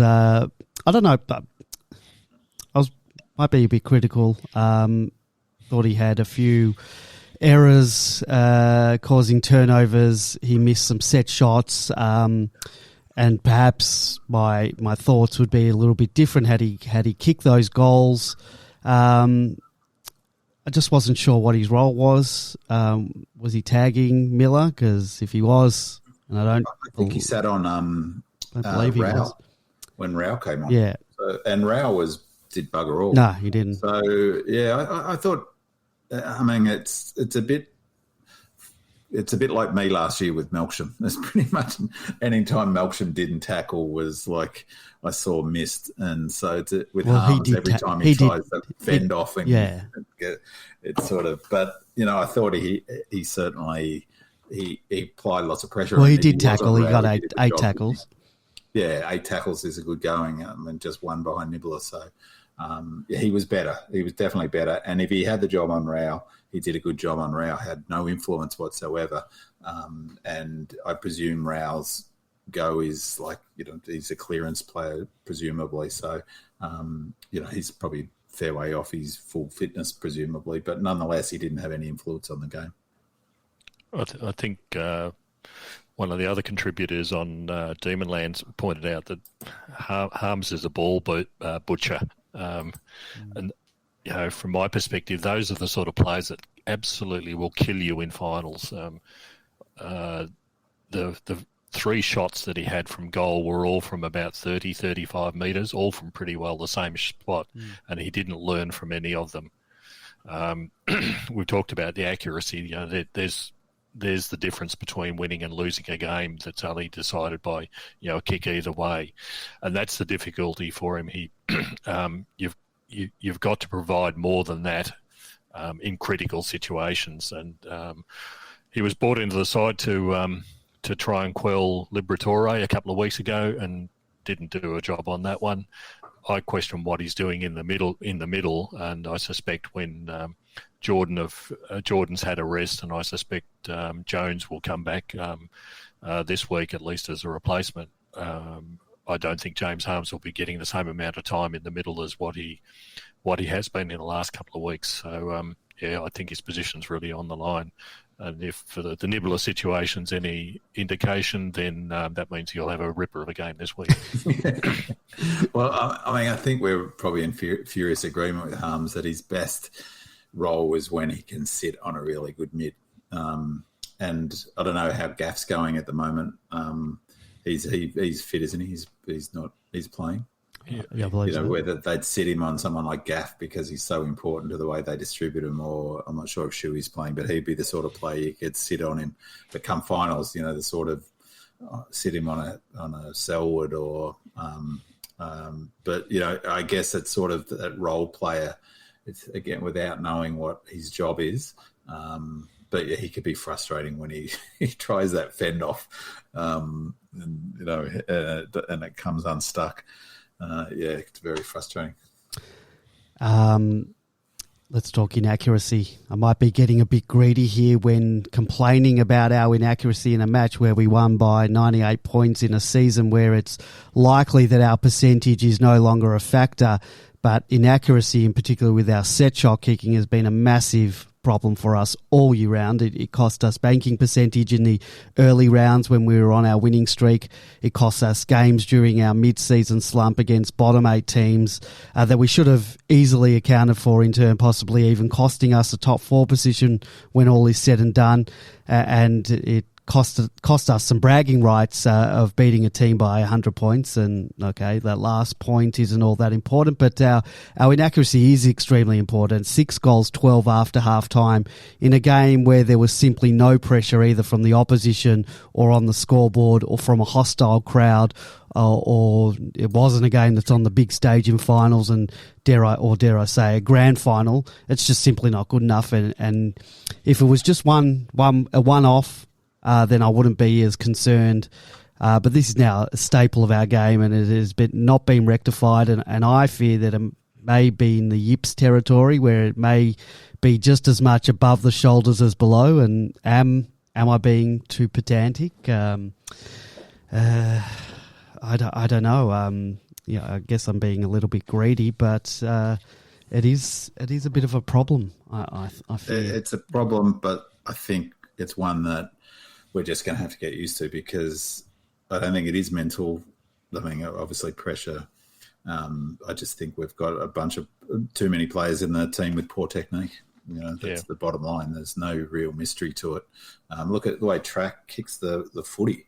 And I was saying to a mate, one of the things he does it, Gorn stopped doing it, thank God, or still does it a bit. And it just, for me, it makes no sense whatsoever. What are the players doing spinning the ball in their hands as they're coming in to kick the ball? Surely, my mate said that apparently they like the feel of the ball in motion. But it makes no sense from a biomechanics perspective of having, it's like having a golf ball on a bloody tee that moves. It doesn't make any sense whatsoever. If you compare that to, say, the best kicks I've seen as in terms of accuracy are probably, well, I never saw him live, Hudson, Lockett and Dunstall. Yep. The ball did not move. It was dead straight towards the ground and practically placed on their foot. as they kicked. You compare that to Petrarca, who spins the ball as he's walking in and drops it from, there's, I don't know, a foot. It's no wonder. So I think that, to be honest, it's just something we're going to have to get used to. Our accuracy will go up when we're kicking the sort of goals that Jackson did when he's running into an open goal. So, but credit where it's due. We kicked, I think, 5 straight early on, including a beauty from Frida on the boundary. Yeah, I must say early on that was fantastic. When there was sort of pressure on, they got the job done. But later in the game, maybe it was the fatigue from the flight and the long day they had the day before. But it just showed, didn't it, how important it is to be accurate, because we ended up with a 3-goal lead in that first quarter, despite the pressure being sort of about equal and them okay. They were sticking in. But other games through the season, we've been as dominant and gone in, a goal behind at quarter time. It just shows how critical it is to take your chances. And I mean, and then on top of all of that, Gawn kicking that banana. So that was quite remarkable. Just to reinforce your point about classic goal kickers and their techniques, even today you've only got to look at Lance Franklin and Tom Hawkins.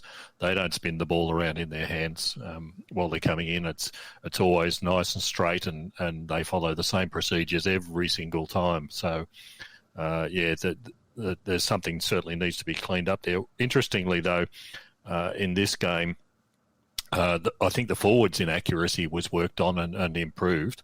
But the people who failed to hit the scoreboard, Viney missed 2 set shots, Harms missed 3 set shots, all of which were inside 50. Harms was shocking. Harms was shocking. Yeah, like I said, he was kicking from 35 metres at the very worst, and from the same spot 3 times in a row, and he put it exactly in the same position. It didn't learn.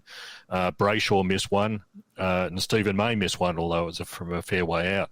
But the forwards, I think, were kicking straight. But there's 7 shots that could have easily been a goal.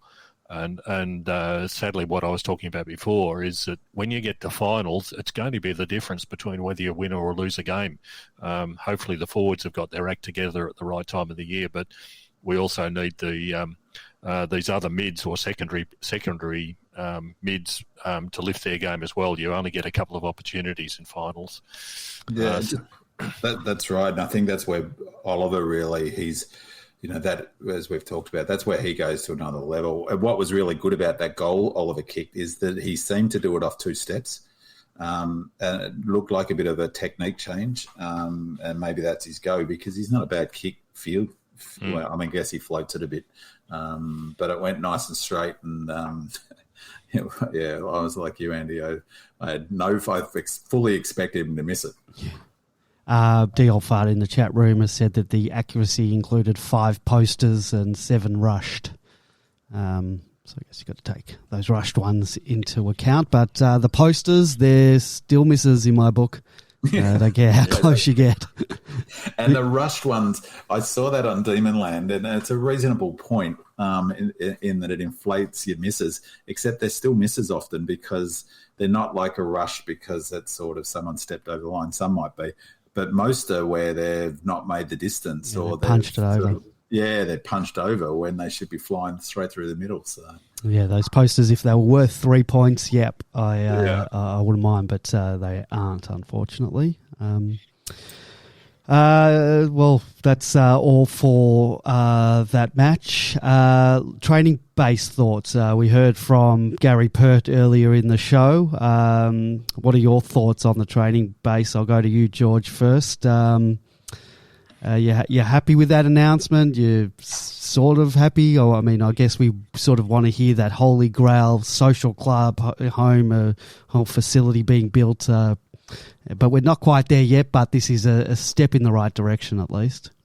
Yeah, and I think that's all that today's announcement was all about. It's about a step in the right direction. The members and all the mad supporters here on Demonland want to see some progress towards the training base story, and this was something to get us started.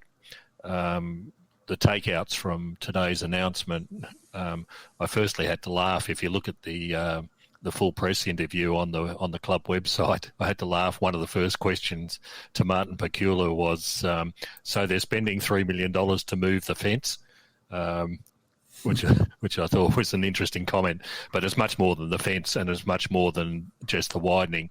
It's actually going to provide us with, as Gary Pert said in the interview at the start of this program, it's about resurfacing, it's about realigning, it's about getting the best out of the Goss's paddock scenario at the moment.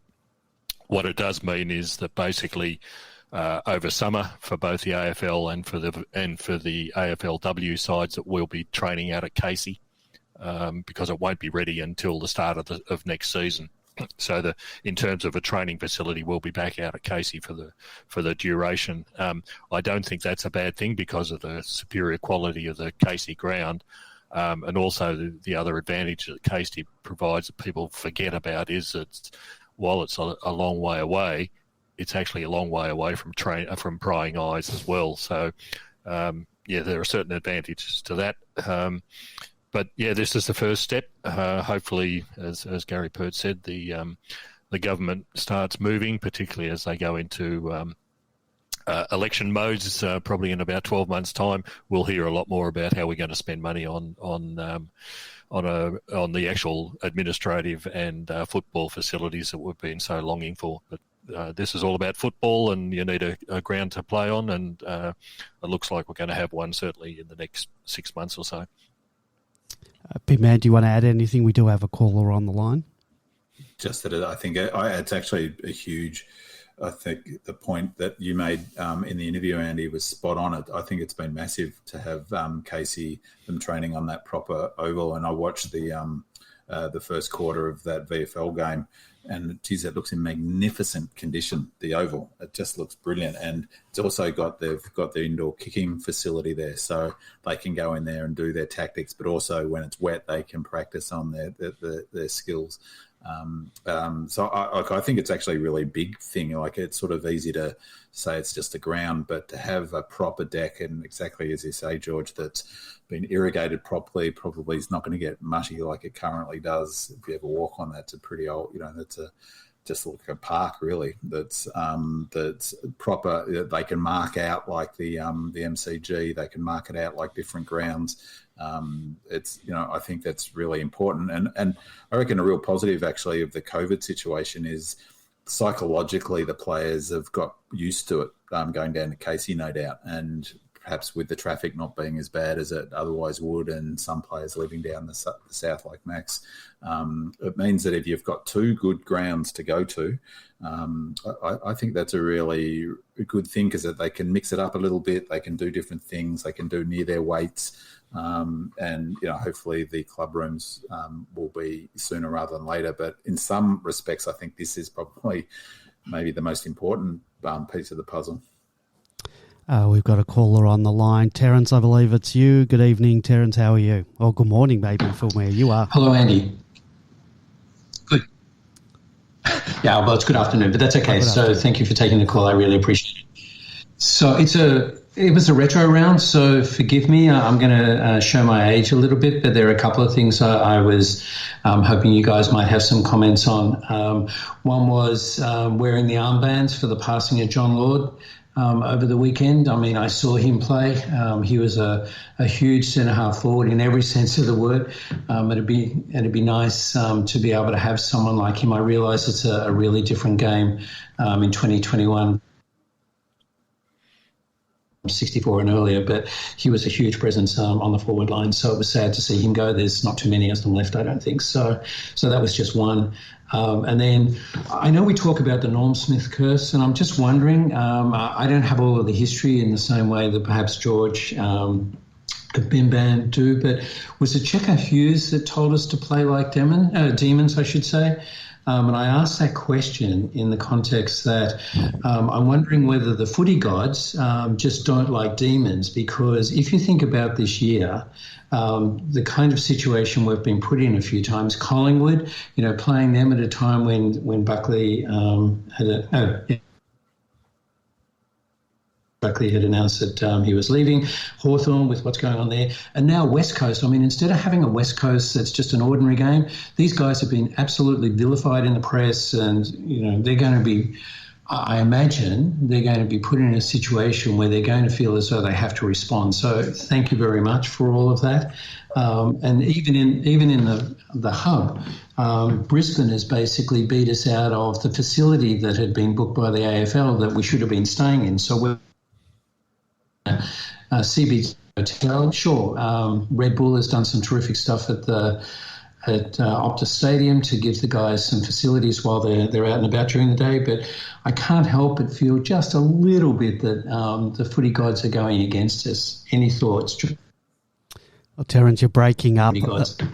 Terence, you're breaking up a little bit, but I think we got most of that. So I might let you go and you can listen off the air. But B-Man, I don't think you're too worried about. The footy gods. You think we've been dealt a good hand this year in the luck department. Terence, thanks for the call, Terence, and that's right in terms of the timing. The other thing about this week is that not only did they have a poor game, but they've been hammered because it was Hearn's 250th, was it, last week, or his 200th? 300th, I believe. 300th, right? 300, and I've heard a lot of angst about how disrespectful it was to play such a rubbish performance for him, for such a warrior for the club. So they'll 100% want to come out. For me personally, I don't think it'll matter because we'll win this game. So in some respects, it's good. In some respects, it's something that, you opened the show after the Pert interview, Andy, about was, playing a team who put the cue in the rack early on or run out of puff or whatever. Was that a negative, or, did it take some shine off us? Well, a team that's up and about when we beat them, that won't be part of the conversation, hopefully, this time next week. So, I actually think, as you say, on the sort of footy gods, I think it's great to have this week away. The timing of this is fantastic. They can go away as a group. I'm not sure how many players have gone across. That is true that we only get the Joondalup resort for half a week, but we get it half a week. But, I think that they showed on the weekend that they're mature and they can respond. The benefit is that we can train and spend time on Optus Oval, which has got to be a good thing.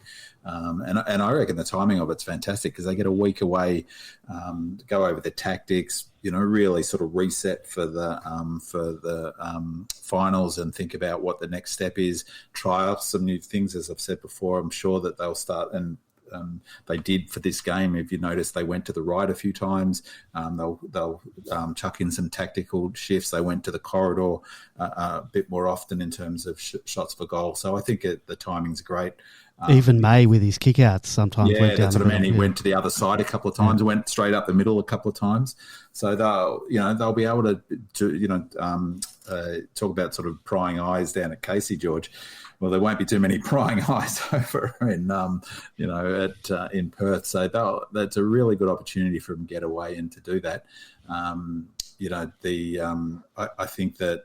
So yeah, I don't think I don't feel like we've been dealt a bad hand at all, actually. Yeah, I think it's nice that they're going over there for a week because rather than fly in, fly out, I think that'll be much better suited. We get to acclimatise to the weather, the conditions, getting time on the ground. It can only be a benefit to us. As opposed to previous years of sort of maybe flying up the day before. 100% agree with that. I think it's come at a good time. I remember we did an interview with Ian Supermercado with Paul Roos, and he said, the trips where they go and travel interstate, particularly to Perth or whatever, was a good time for the group to sort of all get together, eat meals together. And last year they were hubbing and they were probably sick of each other by the end of the year. But from what I heard, a lot of teams struggled with the hubs, but from what I've heard with the Ds, I think they didn't struggle as much. So, they haven't had to really do that this year in terms of hubs, so it might be a good chance to get away and recharge and then come back and hit the last 2 weeks and finals. And just quick, and just on John Lord, I mean, what a giant of the footy club, triple premiership player, four, didn't he? So 64, he kicked goals in that. He kicked 2 goals in the 64 final. I think he played back as a defender early in his career, and as a forward, obviously. It's I guess sort of in some ways he would fit into a modern style, even though he's a big, strong player. He could play in multiple positions. So, a huge loss for the club. Hi to Terence, and thanks for calling in, Terence. From the sounds of things, you've got a really bad case of MFCSS. So if we find a cure for Andy's... it's caught it off Andy, I reckon. Maybe it has. If we find a cure, we'll send you a copy of the prescription, but we'll hopefully find the one in the next couple of weeks for both of you. So, but back on John Lord, I remember I caught up with him at a club function a couple of years ago, and I remember seeing him very briefly as a young boy, and he was a huge man. Maybe because I was so small in those days, but to me, he was an absolute man mountain. And what really struck me when I met him, when I was an adult, was how small he was compared to, firstly, what I thought he was, but also when you look at the size of players. Lord actually played in the ruck at times, and he was a centre half forward. Just the size of the players today compared to what was available as a ruckman in the 1964, it is quite dramatic. And people talk about John Nichols as another good example. I think he's 6'1" in the old measures, but Lord was a great player, a great stalwart, and had a great career with the club. Again, very sad to lose another one of the 64 premiership side. They're starting to get very few and far between. We don't need to lose any more before we get another premiership up on the board. And George, was he involved in the club after he left in sort of any sort of official capacity? I don't know. I've just finished reading Super Mercado's book, The Last Hurrah, and there was a mention in there of virtually every player who'd played in the 64 grand final, but off the top of my head, I just can't remember anything. Whether he's sorry, can't help you with that one. All right, let's move on to changes for the game against the Eagles. Obviously, we've got one forced change. Viney goes out. I guess Jordan's there, but there's also the forgotten man now, Nathan Jones, racked up a few possessions in the twos. B-Man, you said you watched. Did you watch that game? I watched the first quarter. Oh, that was the good quarter. Of the, that was lucky. Quarter. And I meant to get back to it, and then I saw the score and lost enthusiasm. But I watched the good part of it. It was it's a magnificent ground, or it's in great nick. I wonder if he played better, but it's interesting they racked him up on the MFC website.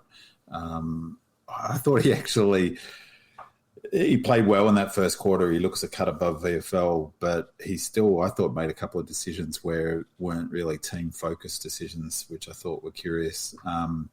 There's some. I really like the look of. Is it Declace? Declace, yes, Declace. Yeah, he looks like a really neat footballer. He makes good decisions, good hands. Another footballer, George, with super high footy IQ. Yeah. Dean Turner looks like a sort of natural footballer as well. So, it's interesting because you mentioned, has he gone across, Jones? So, I mean, I think the tell will be who's gone across. Someone said that they saw Dorr went to the Gold Coast. So I'm not sure when he was he came back. emergency. He was so an emergency.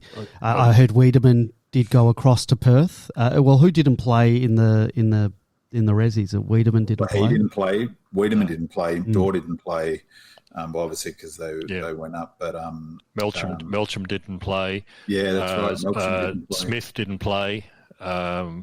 We were missing. There were a lot of players who were actually on that plane up to Queensland and back because I think they were thinking they were going to have to go to Perth straight away. That's right. That was I would say those players because I don't think they would have changed their mind. And then maybe because we did come back, they might have put Jones on the plane. I suspect they'll put on Jones on the plane as well for this coming week. Well, particularly given. Did they know on the Monday that Viney was reported? Viney was now. He's already there. Yeah. Viney was. No, he's already there. But when they on the Monday when they flew out, was the Viney going? I don't know. Because I thought that was really interesting the way they used Jordan. They've obviously given him a rest because I have no doubt in my mind he's best 22 come finals. He has to be. It's like he has been a terrific player, and they rested him on the bench, didn't they, as a medi sub, and gave Captain Jack a run. He's probably been the medi sub 12 times at least, quite a few, this season. So I thought it was a really clever way of giving Captain Jack a well-deserved hit out, giving Jordan a well-deserved chop out, got him on the ground in the end. So you'd think he'll, and debuting Bowie. So, I think that he's presumably, you'd think that they've not brought him in for fun so that he's there for the finals as well. I think it's really interesting, the squad that they were planning to bring to Perth, because Smith was in there. Dorr was obviously in there for backup. It's it's a bit what I was saying about you bring your squad of 26 and they'll use that week to start thinking through some tactical sort of tweaks that they might make. And, it tells me that Smith's in the frame for a call up too, if need be. And I presume Melksham was also going across there. So what I'd love to know is actually who is across there. And as far as I know, the club haven't said that, have they? Did Hibbard play in the twos, or did he go? No, so he didn't play in the twos. So, The old fart in the chat room has said Dorr was interviewed from Perth on 360 tonight. So he's obviously there. I'm sure as a backup in the ruck department. Yeah, I think all of those players that weren't at Casey last week, but adding Jones to the mix, will all be in Perth for all those reasons. Does Tommy Mack's back come up? If it doesn't, you've got a couple of options. Jones, I think, being featured on the club website today almost guarantees that he'll be in. It's a bit of a tell, Jordan, I thought, was even in the short period that he got on the ground, I think he looked back to his best again. Having whether it was the coming off the loading situation or just needing a bit of a rest, he really contributed quite well in that short period of time. And now that Viney's gone out, there is a hole in the middle that needs to be filled. Sparrow played well. He takes that. Or Jordan does. Or Jordan does, or even Jones perhaps comes in place. It'll be interesting from selection, but West Coast are a bit of an enigma at the moment, but we've got to prepare for the finals, and putting a fully fit side on the ground is the most important thing. But we've got lots of options, which is fantastic. And on that, I mean, on sort of Terence's point about whether we've got the rub of the green, getting them, the week after getting, hammered and they're back at home. I mean, they're in a bit of bother, actually, I reckon, at the moment. They're going to have to make some decisions about a few things, not least how they go about playing their footy. But I hope they do bring it, because we do want a good hit out. We do want, I want us to have a solid win. I don't want West Coast to, by that I mean I want good, strong competition. It's, I think to sort of get ready for the finals, you need some competitive hitouts. It was great to get, a 98-point win. We did that. We really won that game in the first quarter with those last 3 goals of that first quarter in the 10 minutes of the first 10 minutes of the second quarter. A good hit out in front of a crowd in, albeit a Monday night crowd in Perth, is a really good preparation. And you might remember Gawn's talked a number of times this season about how do we get up for matches when we're winning so often, before we've lost. And he was saying because they've got lots of, I don't know what you call it, sort of the anti-credit in the bank of things to draw on. And for, Andy, they'll have 2018 to draw on for another decade, won't they, any of these players? So they'll be talking about that. I absolutely have no doubt whatsoever that'll be in their mind. It certainly will be in Max's mind. This is, it doesn't take away the what happened in 2018. Which game in 2018? Sorry, the prelim. I meant obviously not the one we won. Yeah. So they'll be looking. They'll use this as an opportunity to atone. So they've got lots of teams on their list that they want to knock off for whatever reason, and the Eagles are one of them. And I really like these games, as I've said previously, when you've got two different styles and it's a battle of who can get the game on their terms. And if Melbourne come out and play the way, we'll know again within the first 10 to 15 minutes. And if we do come out the way we played in that first quarter, right for the whole match really, but in the first quarter against the Suns, they won't get those easy, cheap kicks across, and they won't get it to their forward line to score, let alone sort of cut us apart. It was interesting commentary from, I can't remember who it was, about Collingwood beating West Coast, that Collingwood basically played on from every mark that they took, and that's the style of play that we play. Get the ball moving. West Coast do not want you bringing the ball into their defensive lines quickly. They want to be able to set up for the Hearns and the McGoverns and the Barasses to be able to do what Lever and May do. If you move it in quickly, they really struggle. And Collingwood were 8-0 at one stage.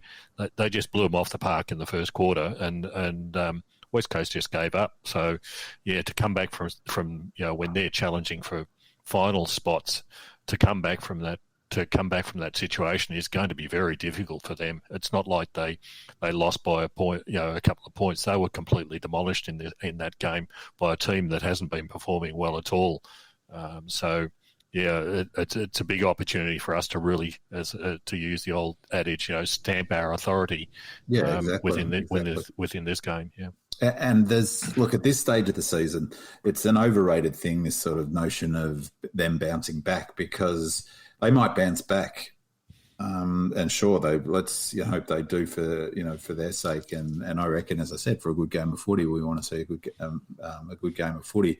They bounce back to their very best is still not as good as our best. And that's exactly what Gary Pert was saying. That he said that again, so some really good questions. And I thought his responses were really thoughtful. And, exactly as he said, if our 3-4 losses had been against teams in the 8, well, we would have some genuine concerns coming into the finals. They haven't been. So we can beat any team in the 8. Our best is a lot better than West Coast's best. And I think the other thing, George, is interesting about the way they structure up behind the ball, like you said, with Barrass and Hearn and McGovern. That's really their game is built around dominating down back with those players and getting intercept marks, being clever and with sharp ball movement by retaining possession through kicking and getting it into their forward line with their tools, who basically don't leave their forward line. But the problem is that their pressure is like 18th or 17th in the AFL. Their pressure, when I say pressure, their contested ball, their attack on the footy is substandard. And so that means it takes away McGovern. McGovern's not getting his intercept marks if your midfield aren't pressuring the kick inside 50.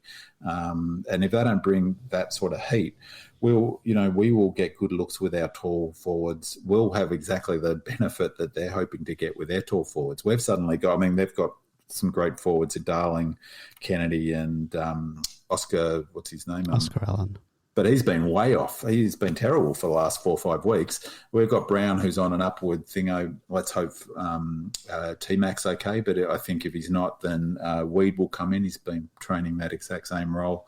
And you've got suddenly Jackson, who's playing in front of his family and friends, no doubt, and Max pushing forward. So, suddenly our talls can match theirs just about, albeit Kennedy's an absolute star, isn't he? So...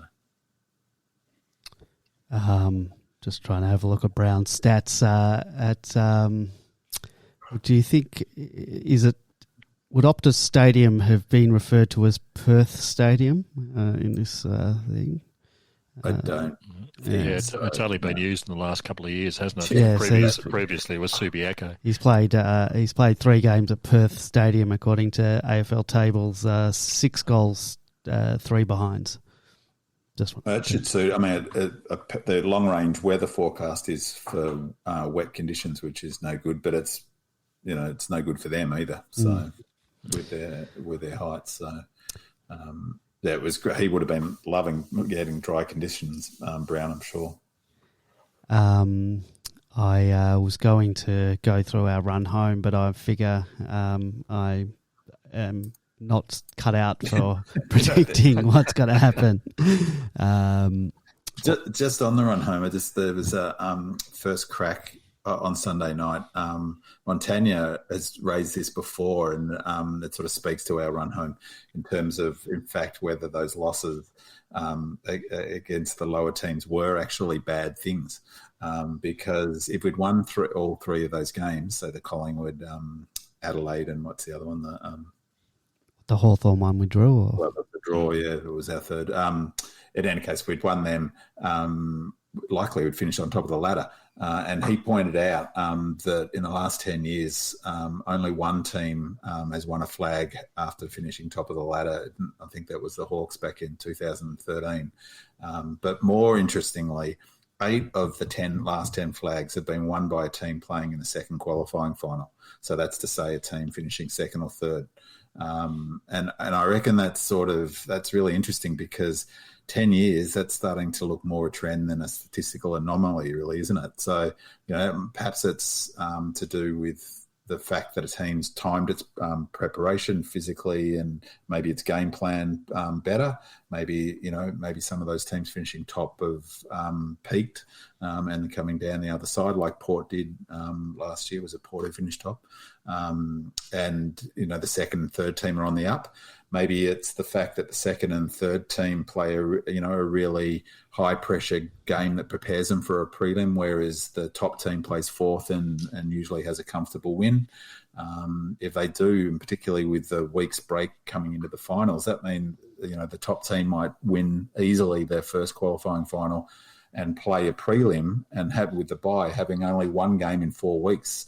Maybe that's not great preparation for a prelim, and the second or third have got it's a better preparation for them, or maybe it's a combination of all of those things.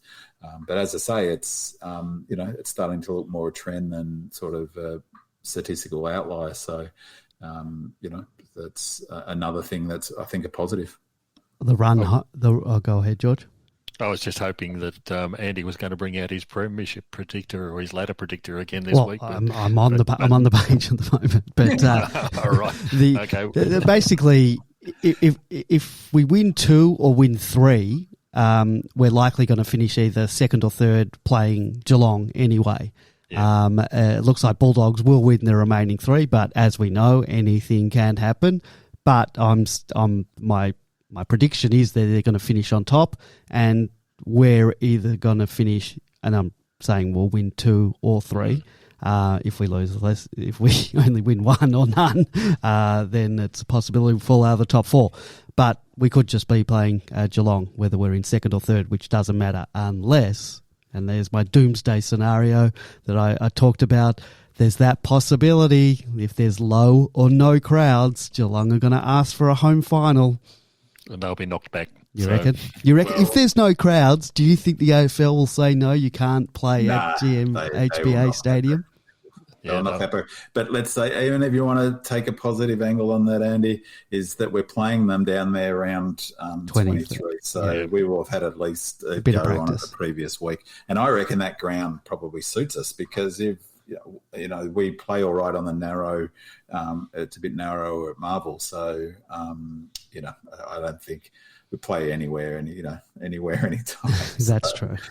Yeah. I think one of the things that are going to happen over the next three or four games is that at this point, as Goodwin has said multiple times, there is no such thing as an easy game.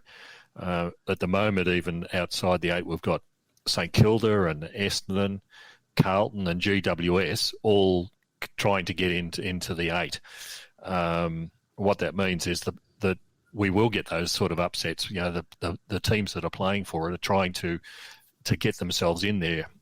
Even North and Hawthorn are trying to avoid a wooden spoon. It's only the Freo and the Suns who sit in the middle of no man's land really aren't going to do very much. But then, hey, look what Freo did to Richmond this week without they're in the 8, Freo. So. Without Nate Fyfe. There's all these teams are going to be. The AFL must be delighted because they're all competitive at this time of the year. So don't think that the results can't drop our way, but we've just got to, as Goodwin has always said, we've just got to control what we can control. Exactly. We keep winning, we'll do all right. I think a lot will depend on whether we finish in the top 2 will depend on that round 23 game. But second or third doesn't really matter, does it? Yeah, that doesn't really matter at this stage. It's just win the games that you've got in front, and you don't need to be losing. You don't need to be losing games to other teams that you're going to be playing in the finals at this point in the season. Yeah. We'll just take what we get, and this week is one of those games that you've got. You really do need to win just to cement yourself and be sure about the systems that you've got in place, that they're working as you go into September. And when the story of this season's written, that they'll look back on the Hawthorn game, and so of course fans were unhappy about the fact that we drew against Hawthorn, but the 2 points are going to end up being potentially a difference between finishing 3rd and 4th. We finished 4th. We played the Dogs the first round, and the whole thing looks different. So no team, I think, has won in that 10 years from 4th. That it all looks different. So those 2 points are 2 points, and that will hold us in good stead. And it also meant that it took away some of the angst of not getting even a bigger percentage boost in the Suns game, didn't it? Because it doesn't, unless we have another draw, the percentage didn't really matter for that game. All right, boys, I think we're going to end it there. It's been a marathon show. Thank you to Gary Pert. Thank you to the Melbourne Football Club for allowing Gary to come on. Thank you, B-Man. Thank you, George. And thank you, Terence, for calling in. And, we'll be back next week, Tuesday, because Monday we're playing footy. All right, we'll see you next week. Go Demons. Go Redlegs.